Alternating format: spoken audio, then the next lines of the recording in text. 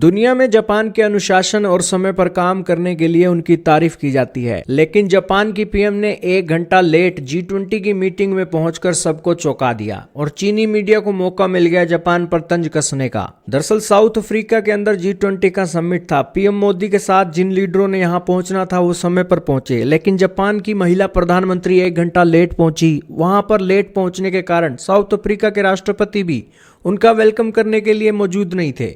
सभी leader arena के अंदर बैठे हुए थे, सभी अपनी सीट पर G20 समिट की तैयारियां कर रहे थे, लेकिन तभी अचानक से जापान की पीएम की गाड़ी आती है, वो उतरती हैं और कोई इनका वेलकम करने के लिए नहीं खड़ा और सीधे अरीना के अंदर एंट्री लेती हैं और अपनी सीट पर बैठती हैं। ये तस्वीरें समय के पाबंद जापानी लोगों को हजम नहीं हो रही है। अब इसका कारण सोशल मीडिया पर निकल कर आया है। दरअसल जापान की पीएम ने साउथ अफ्रीका के G20 समिट में जाने से पहले कहा था कि वो घंटों तक सिर्फ और सिर्फ कपड़े खरीदने की तैयारी कर रही थी, क्योंकि वो G20 समिट के अंदर चीप नहीं लगना चाहती थी और पुरुष प्रधान लीडरों के अंदर अपनी इमेज स्टैब्लिश करना चाहती थी। लेकिन उन्हें क्या पता था कि G20 समिट के अंदर वो लेट पहुंचकर इन सारी चीजों को मिस करेगी। खैर, G20 समिट में उनकी एंट्री काफी अच्छी ना रही हो, लेट पहुंची हो, लेकिन बाद में वो वर्ल्ड के लीडरों से मिली, इटली की पीएम से हग किया, पीएम मोदी से हाथ मिलाया और वर्ल्ड के लीडरों से उन्होंने डिस्कशंस की। खैर, पिछले 4 सालों में ये 3 बार जापान का प्रधानमंत्री बदल चुके हैं।